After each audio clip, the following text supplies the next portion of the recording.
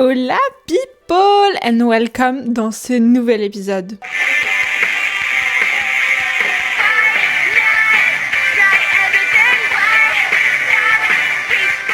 Aujourd'hui, je suis trop contente de vous faire cet épisode parce que vous savez que c'est l'événement que j'attends. C'est mon événement préféré de l'année et je parle bien évidemment du Met Gala. Tout d'abord, je vais vous faire un récap très rapide de ce que c'est le Met Gala. Au cas où, si jamais vous en voulez plus, je vous laisse aller voir ma vidéo de l'année dernière. Donc, le Met Gala, c'est quoi? Le Met Gala, c'est un gala de charité qui est organisé dans le musée du Met à New York tous les ans pour récolter de l'argent pour les expositions du Costume Institute du Met. Chaque année, il y a donc un thème différent qui est la plupart du temps le thème de l'exposition et donc en sort un dress code qui est bien évidemment associé à ce thème. Cette année, le thème de l'exposition, c'était Costume Art. L'idée centrale de cette exposition et donc de ce thème, c'était d'explorer le lien entre le vêtement et le corps humain, tout ça dans l'histoire de l'art.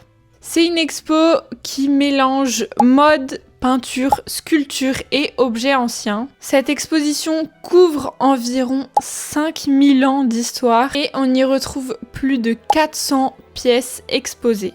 Le concept clé de ce thème et de cette exposition, c'est ce qu'on appelle le corps habillé. Ça va être comment le corps est représenté dans l'art, comment les vêtements vont transformer le corps pour que cela devienne de l'art, et aussi comment la mode raconte quelque chose sur l'humanité. Cette exposition va nous montrer que le vêtement n'est plus juste un look, mais ça devient une extension artistique du corps. Ce thème va donc montrer aussi que la mode est liée à toute forme d'art, que le corps devient totalement un terrain d'expression artistique, mais aussi que les vêtements et les tenues peuvent devenir aussi puissants qu'une œuvre d'art dans un musée. Donc tout ça, c'est le thème de l'exposition qui a lieu au Met dans la partie Costume Institute. Maintenant, parlons du dress code du gala. Le dress code cette année, c'était Fashion is Art.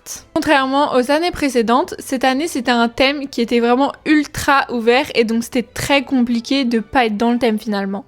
Donc en gros, pour être dans le thème, les invités devaient considérer leur corps comme une œuvre d'art et une toile. On attendait vraiment à ce que les invités portent de réelles œuvres d'art sur eux ou alors qu'ils interprètent la mode comme une vraie expression artistique. Donc pour les looks qu'on a pu voir cette nuit, je les ai donc classés en 4 catégories. Catégorie numéro 1, c'était les looks qui étaient donc inspirés d'œuvres d'art. Catégorie numéro 2, c'était les looks qui avaient le corps comme sujet. Catégorie numéro 3, c'était des looks de la mode un peu expérimentale. Et catégorie numéro 4, c'était des looks qui faisaient passer un message personnel. Donc, nous allons parler des looks de la première catégorie, qui est donc inspirée d'œuvres d'art. Et pour mon plus grand bonheur, on a eu énormément de looks inspirés de réelles œuvres d'art.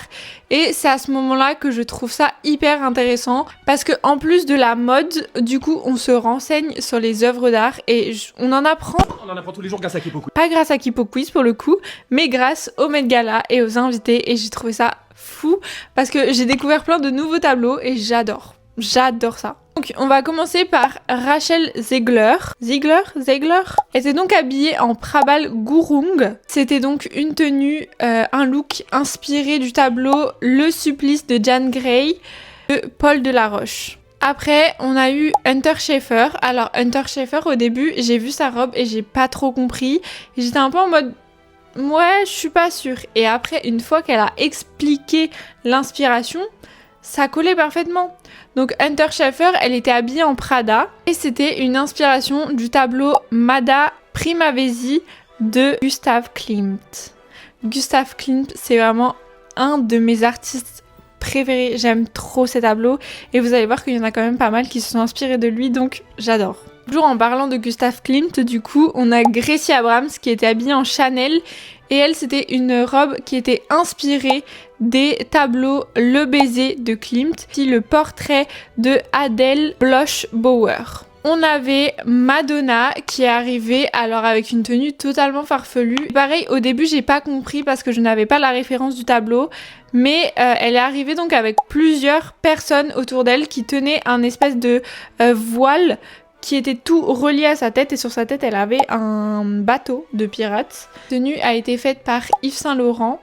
C'était donc une référence au tableau La Tentation de Saint-Anthony, fragment 2. C'est un tableau de Leonora Carrington. Après, on avait Charli XCX. Pour quelqu'un qui n'a pas la référence, on pourrait la classer hors thème puisqu'on se dit bah c'est juste une robe hyper simple avec une fleur au milieu.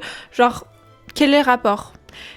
Et en fait, détrompez-vous puisque c'est une grosse inspiration du tableau Iris de Vincent Van Gogh. C'est une robe qui a été faite par Saint Laurent. Dans les hommes, on avait l'acteur Ben Platt qui lui avait un costume de chez Tanner Fletcher et l'inspiration c'était le tableau Un dimanche après-midi sur l'île de la Grande Jotte de Georges Seurat. On a eu aussi Angela Bassett qui elle portait une robe rose toujours de chez Prabal Gurung. Et c'est une inspiration du tableau Girl in a Pink Dress de Laura Wheeler Waring. Pour finir, toujours inspiré d'une œuvre d'art, mais cette fois on change de milieu. On a Sabrina Carpenter qui est arrivée avec une robe Dior custom par Jonathan Anderson. Et c'était une robe en pellicule de film. Le cinéma est un art, donc ça fonctionne totalement. Et on a bien vu avec Coachella que Sabrina Carpenter était dans son era Old Hollywood, Old Cinéma.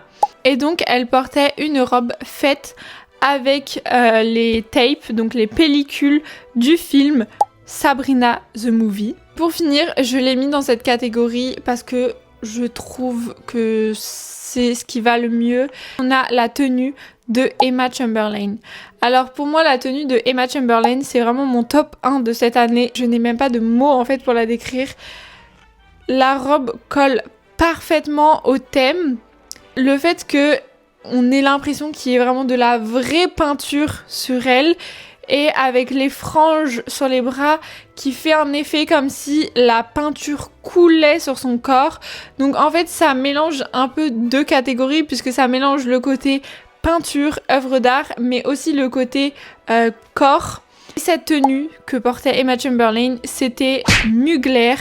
D'ailleurs c'est une tenue qui rappelle beaucoup la fameuse chimère de Mugler.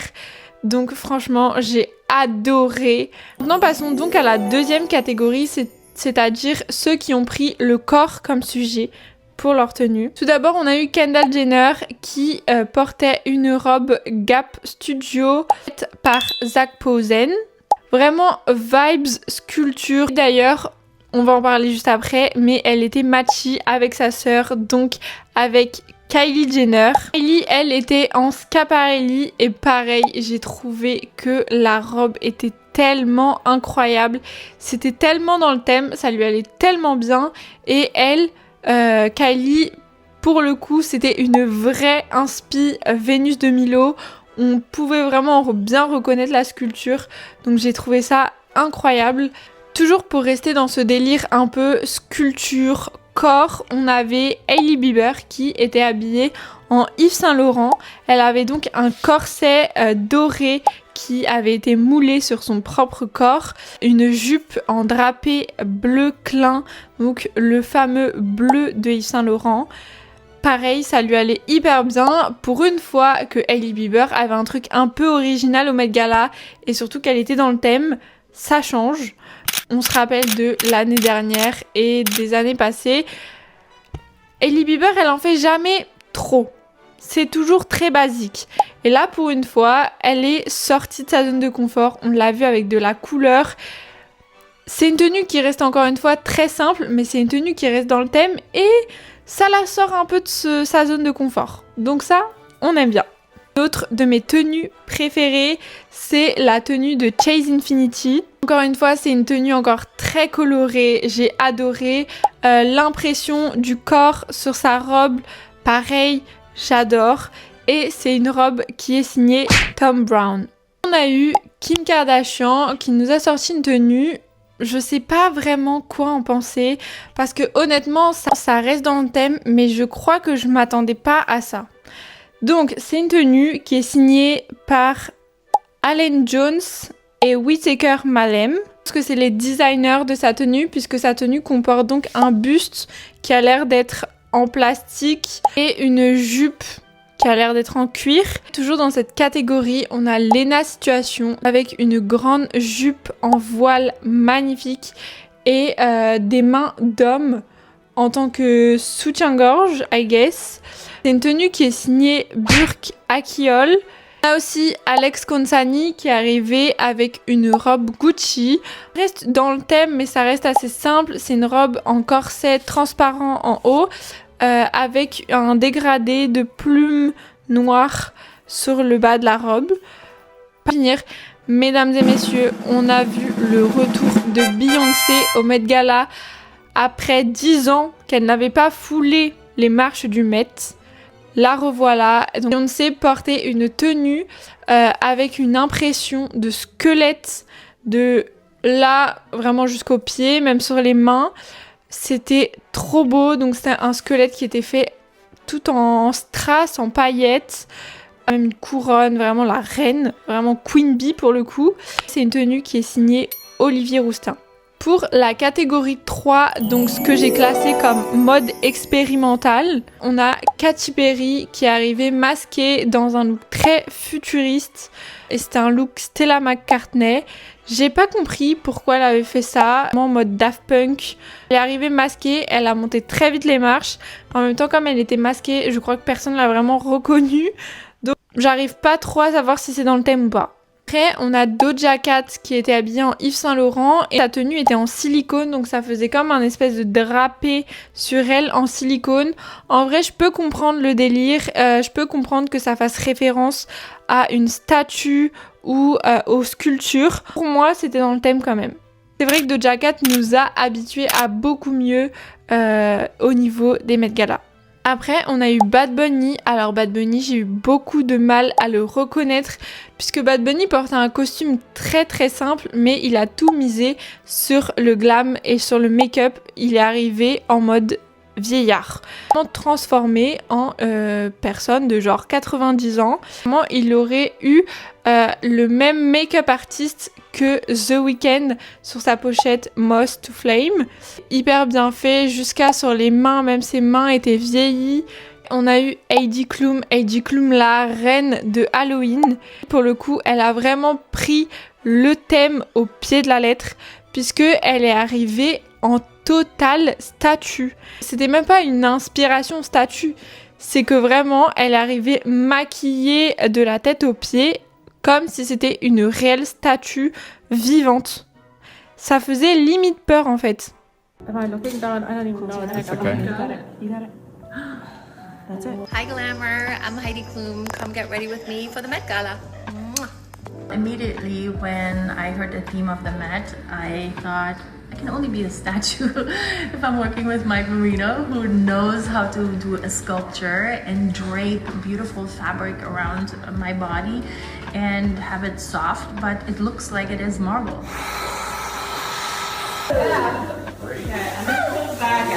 I'm so happy I don't have anything heavy on my head. Oh my God. Right now we're gluing the headpiece on, which is connected to the whole bodysuit. And once this is fully glued on around the edge, I will glue on the face, which overlaps and blends onto this seamlessly.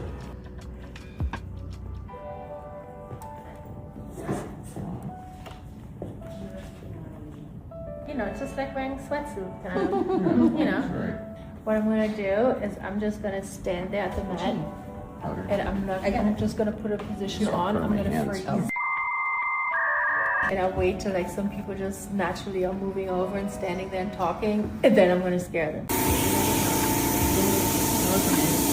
So right now we're putting in some shadows with grease paint, which kind of blends into the iridescent color we have on here.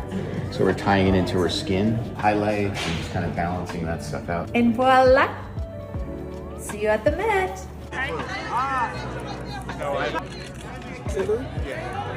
Encore une fois, je l'ai absolument pas reconnue. Elle a passé le tapis rouge. Je me suis dit, qui est cette dame statue ? Et pour finir dans cette catégorie, j'ai aussi mis Rihanna. Puisque Rihanna, pareil, j'ai pas trop compris. Alors, elle avait une robe avec beaucoup de volume, totalement argentée. Donc pareil, je suppose que ça faisait référence à des sculptures. Mais pour le coup, j'ai pas vraiment la ref. Et c'était une robe qui était signée Maison Margiela. Et dans la dernière catégorie, la catégorie 4, j'ai mis qu'une seule. J'ai mis Sarah Paulson. Puisque Sarah Paulson est arrivée avec une robe pour le coup assez basique pour un Met Gala. Elle est surtout arrivée avec un billet en guise de lunettes. Donc qui lui cachait totalement la vue. Je sais pas vraiment si elle arrivait à voir à travers. Cet accessoire d'avoir le billet sur les yeux avait un gros message derrière tout ça. C'était donc un petit pic aux ultra riches qui sont aveuglés par l'argent. Tout ça nous ramène à la fameuse polémique du boycott de ce Met Gala. Pourquoi cette année on a beaucoup entendu boycott du Met Gala 2026? Déjà, tout d'abord, il faut sachez que... Oui, je vous le placerai dans tous les épisodes. Il faut sachez que Jeff Bezos et sa femme sont devenus sponsors majeurs de ce Met Gala. Et cette année, ils étaient même présidents d'honneur du gala. Jeff Bezos, comme on le sait tous, il fait donc partie des ultra riches et c'est surtout le patron de l'énorme entreprise Amazon. Pourquoi on n'aime pas Jeff Bezos et pourquoi il y a eu un appel au boycott contre le Met Gala de Jeff Bezos? Déjà, quand on parle de Jeff Bezos, pour la plupart des gens, on parle aussi d'inégalité de richesse, on parle de conditions de travail chez Amazon qui sont pas tip-top. Et on parle aussi beaucoup de ses liens avec l'immigration et la police de ICE. Encore une fois, c'est beaucoup politique tout ça. Il y a donc eu quelques absents au Met Gala cette année. On n'est pas sûr à 100% qu'ils aient boycotté à cause de Jeff Bezos. Mais du moins, c'est ce qui se dit sur Internet.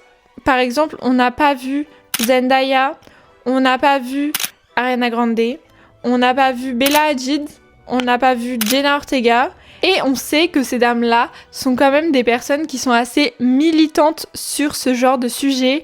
Donc, en vrai, ça ne m'étonnerait pas qu'elles ne soient pas venues au Met Gala à cause du fait que ce soit Jeff Bezos en sponsor majeur et président du gala. Enfin, président d'honneur du gala. Donc voilà, sur ce, j'espère que cet épisode vous aura plu. Surtout pas à liker cet épisode, à le partager à tout le monde que vous connaissez, à vous abonner à la chaîne, s'il vous plaît, abonnez-vous. Dans les commentaires, mettez-moi votre top 3 de vos tenues préférées du Met Gala 2026. Honnêtement, ça m'intéresse. Sur ce, moi je vous dis salut et on se voit dans un prochain épisode. Salut!